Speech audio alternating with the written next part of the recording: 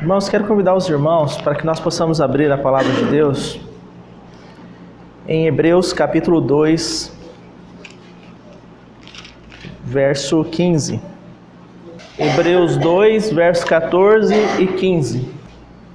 Diz assim: Visto, pois, que os filhos têm participação comum de carne e sangue, destes também ele igualmente participou, para que por sua morte destruísse aquele que tem o poder da morte, a saber, o diabo, e livrasse todos que, pelo pavor da morte, estavam sujeitos à escravidão por toda a vida. Esta palavra está se referindo ao Senhor Jesus e está se referindo à sua obra realizada no Calvário. E ela é interessante, ela é importante, ao mesmo tempo muito bela, porque ela nos mostra que o homem naturalmente está escravizado pelo pavor da morte. Então, é como se disséssemos para o mundo, o fim de todas as coisas é a morte. E o homem tem tentado de todas as maneiras, por todos os séculos da sua existência, fugir a esta realidade.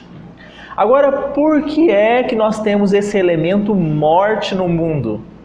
Se nós estudarmos Gênesis capítulo 3, irmãos, aquela palavra, podemos pegar os capítulos 1, 2 e 3. Esses 3 capítulos do livro de Gênesis vão mostrar que a morte nunca esteve no propósito original de Deus. Significa dizer que Deus não fez o homem para morrer. Deus criou o homem, o colocou no jardim e disse assim: crescei, multiplicai, enchei a terra, dominai sobre toda a criatura. Essa é a palavra de Deus para homem e mulher. Porque homem e mulher criados, eles eram uma representação sobre a criação de Deus, da própria pessoa de Deus. Por isso que o Senhor Deus disse assim, quando foi fazer o homem, quando foi criar o homem, ele diz assim: façamos o homem à nossa imagem e conforme, ou a nossa semelhança. Essa palavra é interessante porque ela diz assim, façamos, significa que ali você entende que o Deus triuno, o Pai, o Filho e o Espírito Santo participaram desse processo de criação do homem. Façamos. Não foi o Pai que diz assim, eu farei, mas ele diz, façamos. Por isso que no Novo Testamento, o Espírito de Deus traduzindo a participação de Jesus nesse processo de criação do homem, ele diz assim, porque por ele, por meio dele e para ele foram feitas todas as coisas. E esse todas, você pode incluir também quem? Homem e mulher. É fato que o homem foi criado primeiro dentro desse processo. Porque o homem traz em si, irmãos, isso aqui é muito importante nós falarmos. O homem traz em si uma figura da autoridade de Deus. Então, o homem foi criado primeiro. E depois do homem, Deus formou, construiu, edificou uma mulher. Isso não coloca de maneira nenhuma as mulheres em uma posição de inferioridade. Nada disso. Mas isso mostra a beleza da realidade de Cristo e a igreja. Sendo o homem uma representação de Cristo e a mulher uma representação da igreja. E vamos aqui considerar um pouquinho para que não fique dúvidas, esta passagem. Tanto é que a mulher não está numa posição de inferioridade, porque quando nós vamos lá em Efésios capítulo 5, o Espírito de Deus vai falar sobre Cristo e a igreja, homem e mulher. E sabe o que ele diz? Ele diz assim, homens, amai vossas esposas, como Cristo amou a igreja e deu a sua vida por ela. Os irmãos percebem que a mulher não está nesse patamar e o homem está aqui? Dar a sua vida é o quê? Priorizar. É colocar numa posição de servir, de dar suporte. Porque é isso que o Senhor tem feito pela sua igreja. Ele tem servido a sua igreja. Ele tem edificado, ele tem trabalhado dia e noite para que a sua igreja expresse quem ele é. Por isso que nesse mesmo texto de Efésios é dito assim que o Senhor tem purificado a sua igreja pelo lavar de água, que é a sua palavra, para apresentá-la a si mesmo, o quê? Uma igreja gloriosa, imaculável, imarcessível, sem ruga ou qualquer outra coisa. Esse é o trabalhar do Senhor pela sua igreja. Mas voltando a Gênesis, ali mostra então que embora Deus tenha no seu coração e levado a cabo o seu propósito de estabelecer homem e mulher como uma expressão da sua autoridade sobre toda a criação, os nossos primeiros pais, Adão e Eva, falharam nesse propósito. Quando desobedeceram, transgrediram a palavra de Deus. Foi a partir daí, irmãos, que a morte entrou no mundo. A morte, então, é uma consequência do pecado. Aliás, é o que está em Romanos. Lá é dito assim que o salário do pecado é a morte. Então, o que nós estamos vendo aqui é que o diabo escravizou o homem pelo pavor da morte. Então, era necessário que se provesse por meio da obra de Cristo libertação. Então, irmãos, nós somos libertos pela obra que Jesus realizou na cruz. O Filho sendo Deus, participando de toda a criação, ele sendo o fundamento de toda a criação, por meio dele, para ele foram feitas todas as coisas, por causa dele, ele é o herdeiro de todas as coisas, como a palavra testifica. Então, esse Jesus, sendo Deus, conforme está registrado em Filipenses, ele não tomou por usurpação o ser igual a Deus. Ele não invocou essa condição, mas ele esvaziou-se a si mesmo, assumindo uma forma humana. Por isso que aqui em Hebreus está dizendo assim, que ele era em tudo semelhante aos irmãos a quem ele salvaria. Porque ele participou de uma comunhão de carne e sangue. Nós não podemos considerar Jesus 100% Deus apenas. Nós temos que entender que Jesus é 100% homem também. Ele realizou a obra na cruz sendo 100% Deus e 100% homem. Esse é o nosso Salvador, irmãos, que nos libertou por sua morte. Quando ele se entregou lá na cruz, fazendo a vontade do Pai, e voltando aqui a Filipenses, diz em Filipenses que ele foi obediente até a morte e morte de cruz.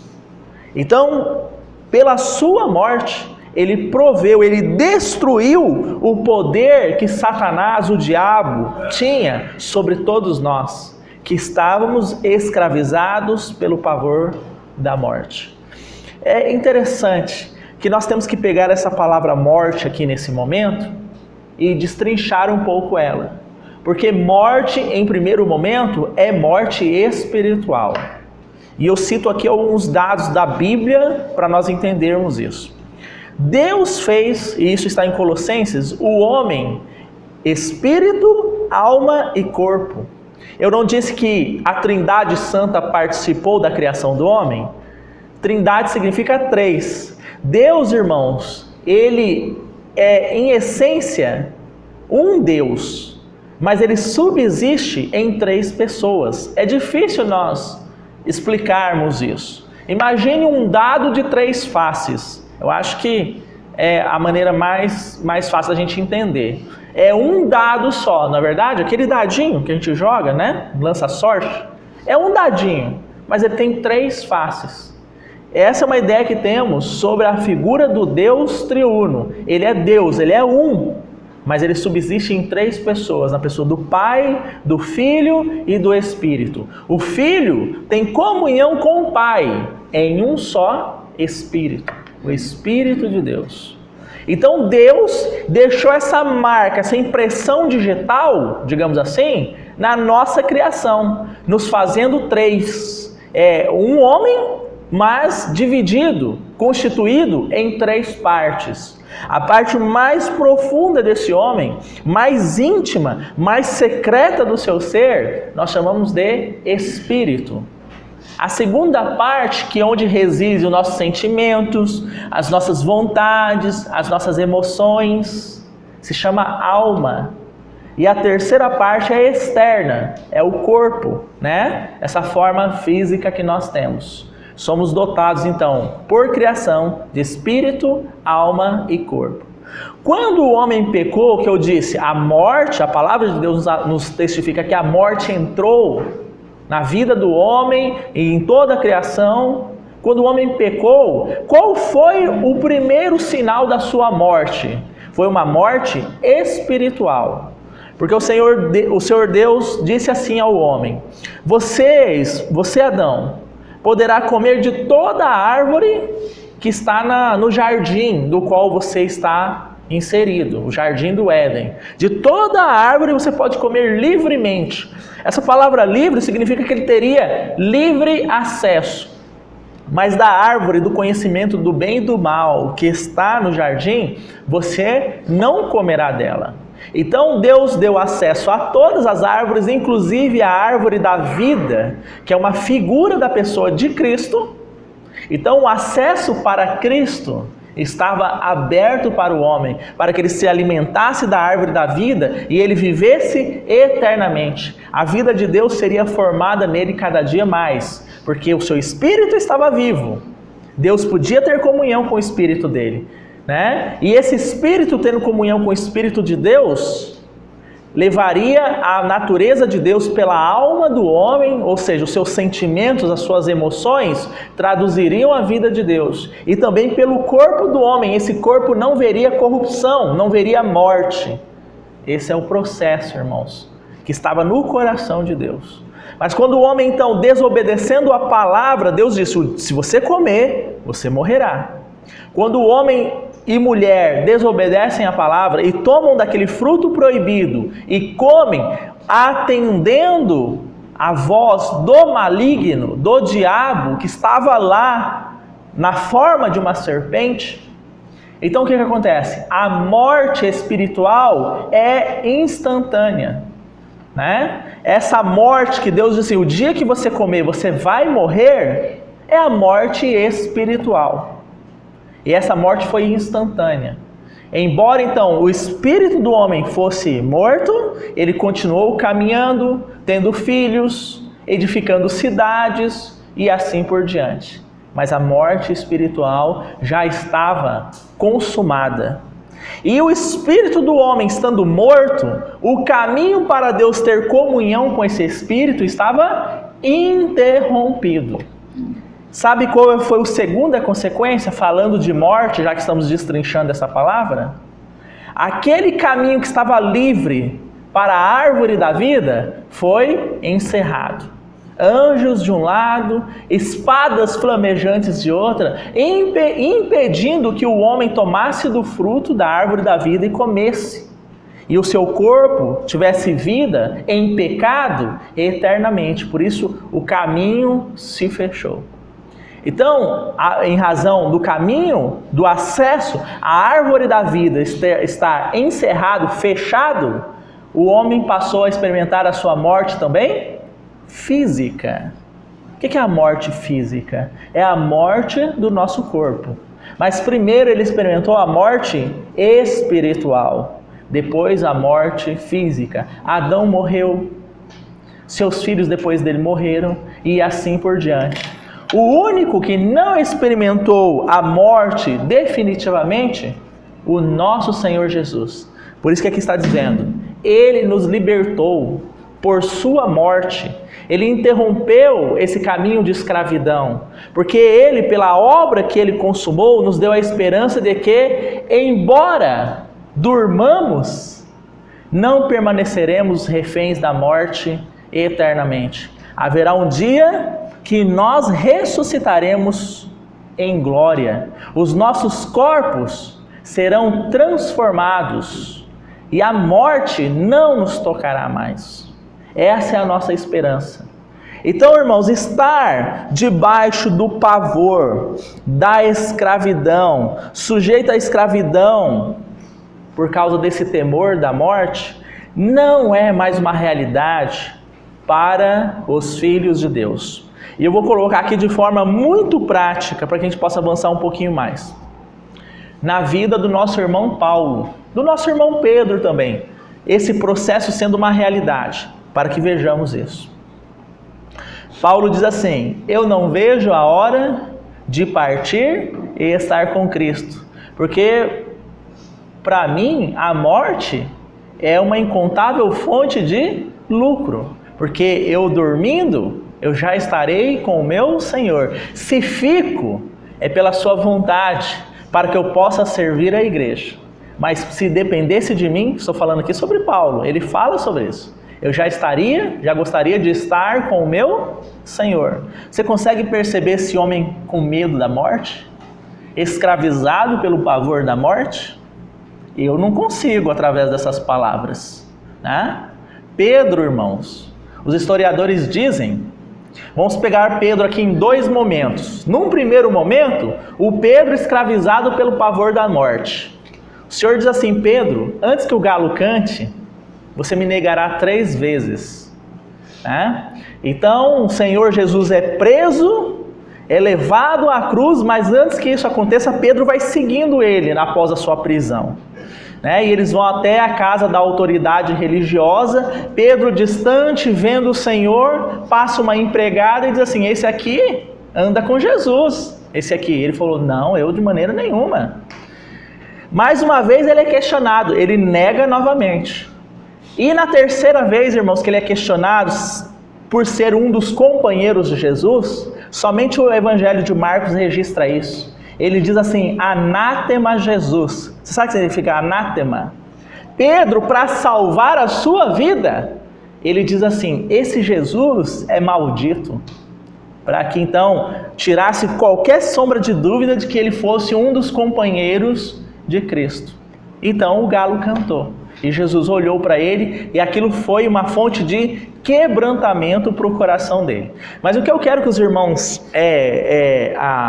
captem aqui é esse Pedro fazendo qualquer coisa para salvar a sua vida. Sabe por quê? Assim como nós, ele também estava escravizado pelo pavor da morte. Mas depois que o Senhor ressuscita, chama ele, restaura ele, esse é um Pedro diferente. Então os historiadores dizem que esse Pedro, no final já da sua vida, ele foi aprisionado e foram crucificar, como uma pena de morte a Pedro, foram crucificar ele. Aí ele diz assim: não me crucifiquem como o meu Senhor foi crucificado, me crucifiquem de cabeça para baixo, porque eu não sou digno de ser crucificado como Jesus foi crucificado. Irmãos, a gente pegando essas palavras, nós ficamos pensando assim: a preocupação do Pedro era se ele ia morrer ou não? A preocupação de Pedro era que ele não era digno de morrer como o Senhor dele havia morrido. Então, esses homens, como muitos outros, são testemunhas registradas pelo Espírito, do trabalhar do Espírito, no sentido de que foram libertos do pavor, da escravidão, do pavor da morte que estava sobre eles. Essa barreira foi rompida. Obviamente, irmãos, eu não estou falando aqui da angústia da morte, né? Muitas vezes a pessoa está passando por esse processo de deixar a sua vida física, há uma angústia ali, mas não mais o pavor, o medo, porque nós sabemos que esta é uma etapa que nos aproximará mais e mais do Senhor. Agora estou falando sobre esse tema para nós irmos e finalizando no Evangelho de João, capítulo 11. Por que é que estou falando sobre esse tema? Porque havendo Jesus nos incluído na sua obra, nos feito participantes da sua obra, nos libertado da escravidão pela sua morte, agora todos nós experimentamos novidade de vida, ao que a Bíblia chama de vida de ressurreição. E eu gostaria de ler alguns trechos aqui desta palavra que está no capítulo 11 do Evangelho de João. Vamos a partir do verso 1. Estava enfermo Lázaro de Betânia, da aldeia de Maria e de sua irmã Marta. Esta Maria, cujo irmão Lázaro estava enfermo, era a mesma que ungiu com bálsamo o Senhor e lhe enxugou os pés com os seus cabelos. Mandaram, pois, as irmãs de Lázaro dizer a Jesus: Senhor, está enfermo aquele a quem amas. Ao receber a notícia, disse Jesus: esta enfermidade não é para a morte, e sim para a glória de Deus, a fim de que o Filho de Deus seja por ela glorificado. Irmãos, mesmo diante da queda do homem, mesmo diante do fato do pecado haver entrado e como consequência dele a morte, o nosso Deus é tão poderoso e tão soberano que Ele vai converter essa tragédia em glória para Ele. Isso tem uma aplicação muito importante nas nossas vidas. Muitas vezes nós estamos passando por dificuldades e nós nos prendemos àquela circunstância chamada dificuldade. Mas temos que entender que, embora essas dificuldades estejam na nossa vida, qualquer tipo de dificuldade, tá, irmãos? Familiar, relacionamentos, financeiro, saúde do corpo, doenças, etc. Qualquer dificuldade dessa que estejamos experimentando, o princípio é o mesmo. Deus converterá isto para a glória do seu Filho. Não é o que está dizendo aqui? Esta enfermidade não é para a morte. Esta enfermidade é para que o Filho de Deus seja glorificado. Mas às vezes a gente se prende naquilo de tal forma que a nossa vida se resume à nossa dificuldade. É meu marido, é minha esposa, são os meus filhos, e a nossa vida fica ali, girando em torno daquilo. Parece que não anda enquanto aquilo não resolver. Isso precisa ser resolvido, isso precisa ser resolvido. E não é assim que nós devemos entender, irmãos.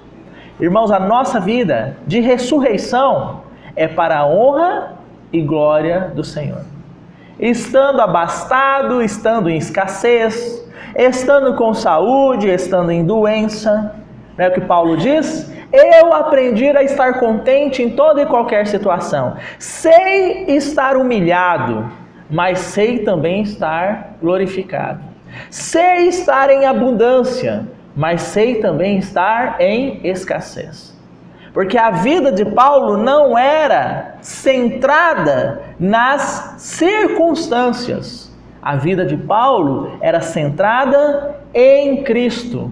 Isso é vida de ressurreição, irmãos. Esse é o poder de ressurreição. O Senhor nos libertou de todo o pavor. Senhor, se isso aconteceu na minha vida, o Senhor tem um propósito. Me ensina. Porque isso há de redundar em louvor, honra e glória ao nosso Deus e Pai. Essa é a base da nossa experiência com o Senhor. Mas vamos avançar aqui. Então entendemos que esse Lázaro, irmão de Maria, irmão de Marta, essa Maria foi aquela que quebrou o vaso de alabastro, derramou aquele bálsamo aos pés do Senhor, enxugou os pés do Senhor com os seus cabelos, né? Marta e Maria, só para um esclarecimento, é aquelas duas também que Marta diz: Senhor, estou aqui trabalhando e Maria está aí sem fazer nada, o Senhor manda ela vir me ajudar. E o Senhor diz o quê? Marta, Marta, né? Maria escolheu a melhor parte e isso não lhe será tirado. Então são essas duas irmãs e temos o Lázaro, que é irmão delas. Agora veja aí no verso 14, irmãos.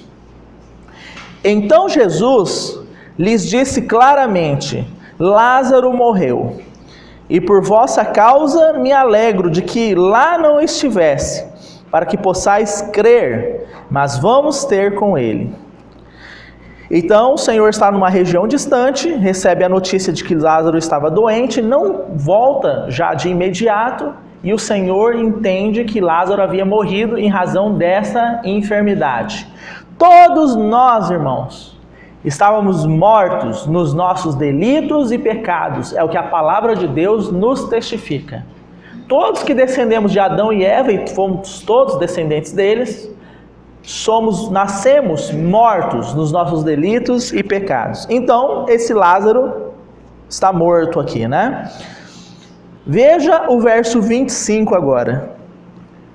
Disse-lhe Jesus, agora Jesus está falando com Marta, né? Eu sou a ressurreição e a vida. Quem crê em mim, ainda que morra, viverá. E todo o que vive e crê em mim, não morrerá eternamente. Crês isto? Sim, Senhor, respondeu ela. Eu tenho crido que tu és o Cristo, o Filho de Deus, que devia vir ao mundo. Tendo dito isto, retirou-se e chamou Maria, sua irmã, e lhe disse em particular, o Mestre chegou e te chama. Então a solução para o pavor da morte é crermos em Cristo. Quem crer em mim, ainda que morra, viverá. Quem crer em mim, desfrutará de uma vida de ressurreição. É o que o Senhor está dizendo aqui. Vamos avançar um pouco mais. O capítulo é extenso, eu recomendo que os irmãos leiam em suas casas, mas vamos agora ao verso 39. Então, ordenou Jesus, tirai a pedra, porque Lázaro estava sepultado. E antigamente, alguns sepulcros não eram um buraco debaixo da terra. Era uma espécie de uma caverna que eles botavam uma pedra sobre aquela caverna, né? Então, por isso que o Senhor está dizendo aqui, ó, tirai, né, a pedra. Disse-lhe Marta, irmão do morto, Senhor, já cheira mal, porque já é de 4 dias. Ou seja, o corpo de Lázaro já estava em estado de decomposição, né? Respondeu-lhe Jesus, não te disse eu que se creres verás a glória de Deus? Tiraram então a pedra e Jesus, levantando os olhos para o céu, disse, Pai, graças te dou porque me ouviste. Aliás, eu sabia que sempre me ouves, mas assim falei por causa da multidão presente, para que creiam que tu me enviaste. E tendo dito isso, clamou em alta voz, Lázaro, vem para fora. Saiu aquele que estivera morto, tendo os pés e as mãos ligados com ataduras e o rosto envolto num lenço. Então lhe ordenou Jesus, desatai-o e deixai-o ir. Muitos, pois, dentre os judeus que tinham vindo visitar Maria, vendo o que fizera Jesus, creram nele. Outros, porém, foram ter com os fariseus e lhes contaram dos feitos que Jesus realizara. Irmãos, todos nós aqui, somos esse Lázaro, que esteve morto, como nós também estivemos mortos. Lázaro, uma morte física. Nós, toda a humanidade, uma morte espiritual. Mas aquilo que o Senhor disse, aquele que crê em mim, ainda que morra, viverá. Porque a questão aqui é estar ou não em Cristo Jesus. A questão aqui é desfrutar ou não do poder de ressurreição que só pode vir mediante a obra que Cristo realizou. Todos nós temos desfrutado desse poder de ressurreição de Cristo, uma vida restaurada pelo Senhor. Irmãos, é tão interessante, eu vou pegar aqui só a última seção de versículos. Se nós formos ao capítulo 12, do verso 9 ao 11, vamos lá para vermos o que diz. Soube numerosa multidão dos judeus que Jesus estava ali, e lá foram não só por causa dele, agora presta atenção aí, irmãos, mas também para verem Lázaro, a quem ele ressuscitara dentre os mortos. Sabe o que significa? Que esse Lázaro evangelizou centenas de pessoas sem abrir a boca. Aquele Lázaro era uma testemunha de que Cristo é aquele que ressuscita mortos, de que Cristo é aquele que restaura vidas, de que Cristo é aquele que nos regenera, que nos salva da condenação eterna, somente pela vida dele de ressurreição. Lázaro estava ali, imagino, né, sentado, e as pessoas iam lá, olhavam para ele e falavam: nossa, esse homem esteve morto e agora ele está vivo. Esse Deus realmente enviou Jesus e ele tem poder para nos libertar da morte. E ele não abriu a boca. A sua vida dava testemunho acerca da obra de Cristo. Porque é assim que deve ser conosco, irmãos. Nós devemos falar, é um processo o falar, sim. A palavra diz assim: cri e por isso falei. Mas a nossa vida, muito mais que as palavras, devem refletir essa vida de poder, de ressurreição do nosso Senhor. É como se a família do irmão Moisés olhasse para ele e falasse: o Senhor é realmente poderoso. Olha o que o Senhor fez na vida do meu pai, na vida do meu marido, na vida do meu filho, né? Simplesmente por perceberem o testemunho de vida. É a isso que nós somos convidados. Agora, o que isso tem a ver com a mesa do Senhor? Aqui é dito, no começo dos versos que eu comecei a ler com os irmãos do capítulo 11, que Lázaro, que estava enfermo, era o irmão de Maria e de Marta. E Maria, aquela que havia quebrado um vaso de alabastro, derramado nardo sobre a cabeça do Senhor, enxugado os seus pés com os seus cabelos. Vocês sabem onde isso aconteceu? Estavam todos eles assentados à mesa em Betânia, na casa de Maria. Então estavam lá Jesus, o nosso Salvador. Estava lá Lázaro, aquele que havia sido ressuscitado, na mesma mesa. Estava lá Maria, aquela que amava estar aos pés do Senhor. Estava lá Marta, aquela que amava servir o Senhor. Porque é isso que somos, é nisto que somos transformados, irmãos. Nós experimentamos a vida de ressurreição, temos um coração aos pés do Senhor e somos aqueles que somos chamados a servi-lo. Somos filhos, somos, mas somos também servos de Cristo. Então esses três irmãos representam a nossa realidade, nós que somos igreja agora. Nós que fomos ressuscitados dentre os mortos pela ressurreição de Cristo. Não é o que o texto diz? Está lá em Romanos capítulo 6. Fomos, pois, batizados em sua morte. Olha a nossa inclusão na obra de Cristo. Nosso velho homem sendo levado à morte. Para assim como pela glória do Pai, esse Pai ressuscitou Jesus, andemos todos nós agora em novidade de vida. Uma vida de poder, de ressurreição.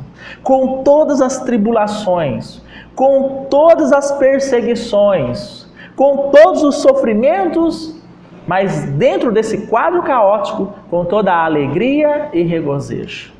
É o que nós somos chamados hoje, a nos alegrarmos na mesa do Senhor. Há um salmo, irmãos, tão lindo que diz assim, que o Senhor prepara-nos uma mesa na presença dos seus inimigos. Nós estamos aqui no mundo sob a expectativa da última hora da volta do Senhor. As trevas têm investido sobre a igreja. Aí a palavra diz: prepara-nos uma mesa na presença dos seus inimigos. É aqui que nós vamos então nos alimentar da pessoa de Cristo. O fruto da vide é um sinal, é uma representação do sangue do Senhor que foi derramado em nosso favor. O pão que está ali, que será partido, é uma representação espiritual, há uma realidade espiritual, do corpo de Cristo que foi partido também em nosso favor. Esse pão fala tanto, irmãos. A palavra diz em Coríntios que, embora muitos, somos um só pão. Então fala também da unidade que nós temos em Cristo Jesus. Ele é o cabeça e nós somos o seu corpo, um só. Por isso que não é adequado que não participemos da mesa do Senhor.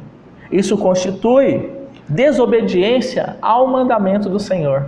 Quando nós achamos assim, eu fazer parte ou estar lá ou não estar, não tem importância. Sabe o que acontece, irmãos? Nós não temos uma ideia adequada sobre unidade. Porque embora muitos, somos um só pão. Todos nós que cremos em Cristo devemos participar da mesa do Senhor. A mesa do Senhor não é habilitada para aquelas pessoas que são perfeitas, porque, aliás, não existe perfeição. João diz assim: se nós dissermos que não temos pecado, fazemos Deus de mentiroso, que somos pecadores, embora não andemos mais no amor ao pecado, na prática do pecado, na concordância com o pecado. Se nós andamos nesses caminhos, algo está errado. Mas nós somos falhos. Mas isso não muda o que Cristo fez por nós e a eficácia e o poder da obra vivificadora do nosso Senhor Jesus. Amém? Que o Senhor nos ajude, irmãos.